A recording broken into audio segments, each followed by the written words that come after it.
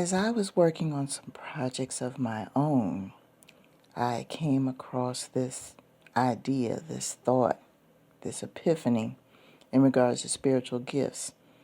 Now, if you've been listening to my audios, you notice that I've touched on tapping into your spiritual gifts. Well, now I want to talk about how you can use your spiritual gifts to provide for yourself, how to use them wisely when dealing with people, and how to use them in a way where you can develop a business or side hustle, a gig, so to speak. Gifts weren't given to you for nothing. There's nothing wrong with doing a favor every now and then for people. Nothing wrong with that at all. But the problem is that when those favors snowball to the point where you're spending hours of your time out of your week doing favors for this person and this person and this person. Now, it's human nature for someone to refer your product or service to someone else because you gave them a sample. But then that person that they refer your product or service to, they're looking for a freebie as well. Let me go ahead and give you a case in point, and I'm going to tell you a way that you can kind of put the brakes on that so you won't be giving away too much of your time or your services for free. Let's say that you have a resume writing business, a document writing business, so to speak. Let's say you do a little clerical work on the side. You've had experience working in the office. You know how to do Excel sheets. You know how to do charts, graphs. You know how to develop resumes. You know how to write letters of reference. You know how to do different types of documents for people. And you decided that you were going to go ahead and do a hustle on the side. Now, I have done this in previous experience. There are online sites that actually offer these services. They're kind of like online contracting services where they solicit these type of services and charge a certain amount per hour.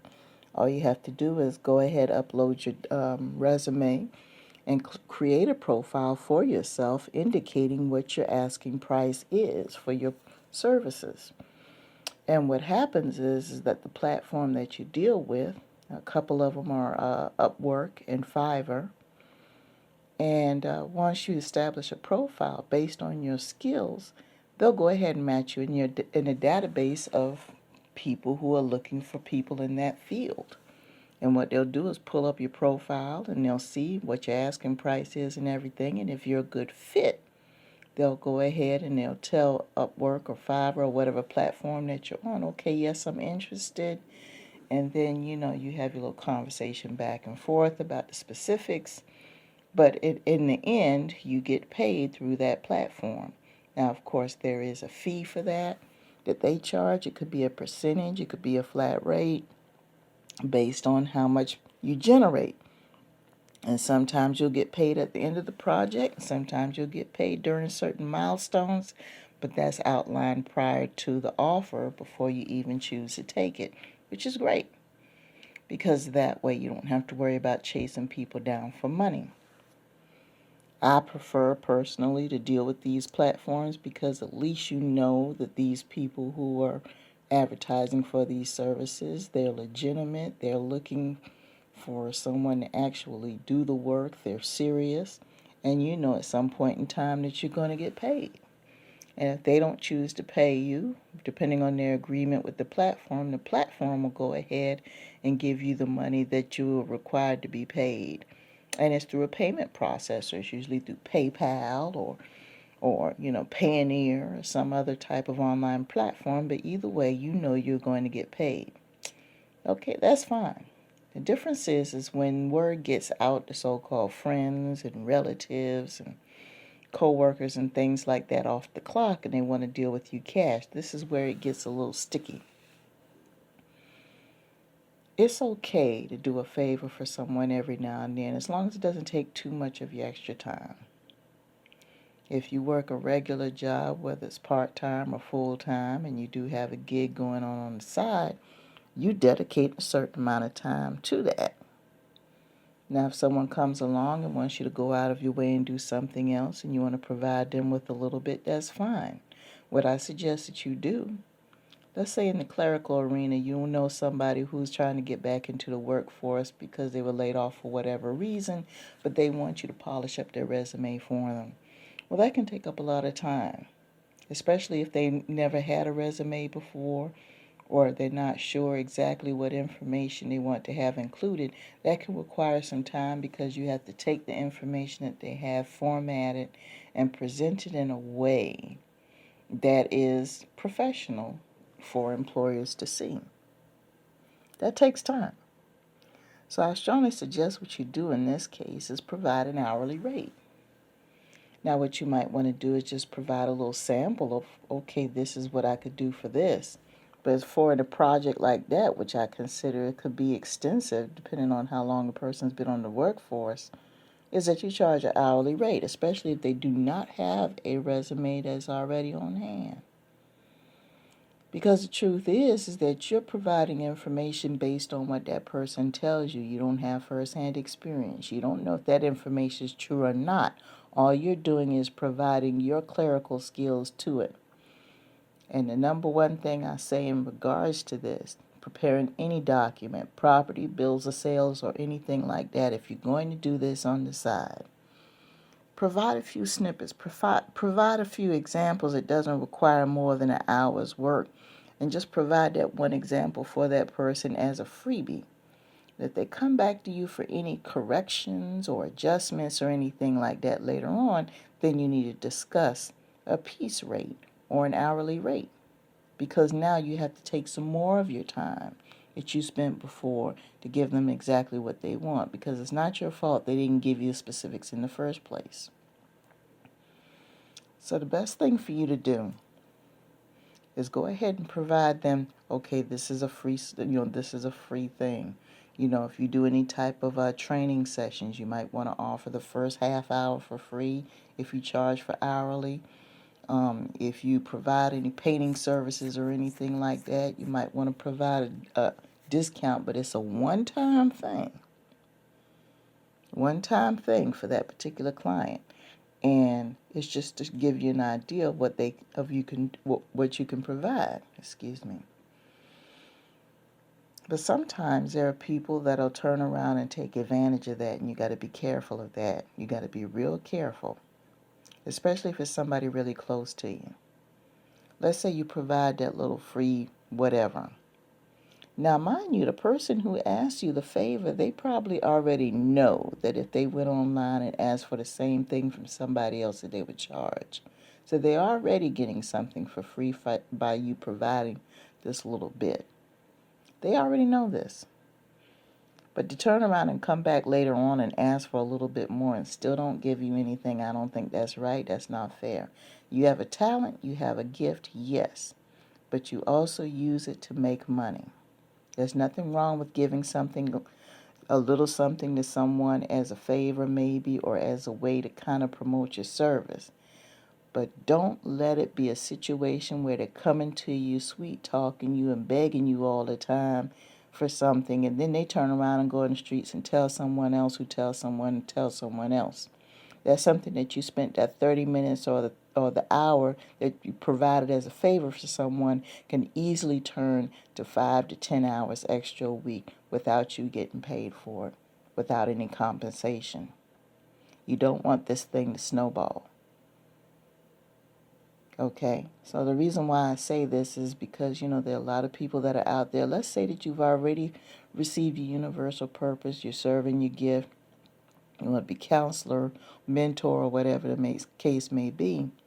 That's fine, but you don't want to give away too many hours of your time providing a free service when you could be getting paid. I look at it like this. If you're working a regular job or running a regular business and you're dedicating 20, 30, 40, 60 hours a week to get paid for that, that's time out of your schedule. And let's say you do have a second gig or whatever and you're getting paid for that. These little extra favors, they could take up more time out of your day. An hour or two here or there for a friend, there's nothing wrong with that. But remember, if that person keeps coming back to you over and over again on a regular basis for this so-called free stuff, you need to make an arrangement and charge, even if it's just a discounted rate of what you normally charge, because now you're a regular person that they can turn to, and your talents are worth money. And if you don't want to deal with the locals, so to speak, on a cash basis, go to one of the platforms that I've told you about. They don't only have platforms for clerical, they have platforms for technical, computers. They have databases that you can go to if you do contract work and you're looking for people who want to have some extra work done in the area where you could do some handyman or painting or something like that. And you don't have to rely on a friend of a friend if you want to get paid. And at least you know your money is coming to you. Because I'm going to tell you, once you do that one favor for someone you hardly know, they figure they got somebody that, some of them figure they can go to you all the time and just grab a little something and grab a little something, and right before you know it, you got 5 to 10 hours of your time every week that's gone for nothing. And then when it's time for you to get paid, all of a sudden it's an issue. No, that's the old way of doing things, folks. I'm trying to hip you to the 21st century way of doing things. You got a talent like doing crafts or cooking or sewing or something like that, put your services out on social media and offer, either piece rate or hourly rate.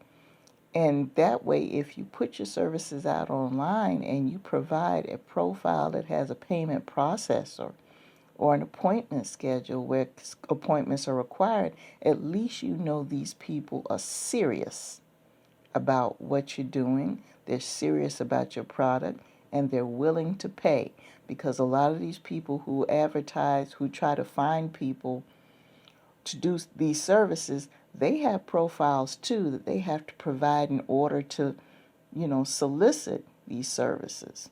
A lot of the contractors and the businesses, they have profiles they have to fill out. In the profile that they have, there is a payment processing requirement. They're going to ask you, how do you intend to pay these people? What intervals are you going to pay? And sometimes they have to place money in an escrow account. If they know they're going to be needing people on a regular basis, they have to put some money in an escrow account up front before they can even start advertising for people.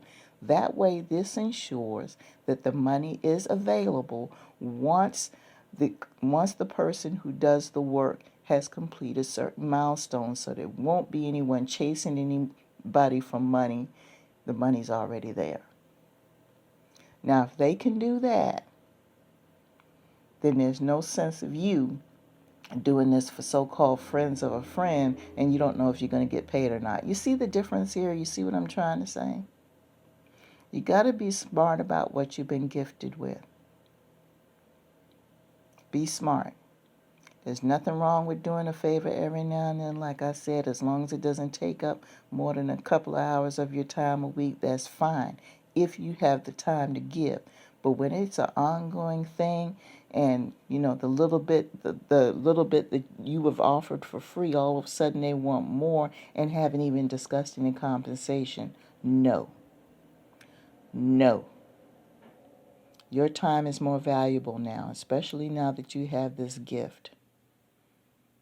And 9 times out of 10, it's something that this person could have looked at themselves, but they chose not to or didn't want to do the research. So now they've got to pay somebody like you for it.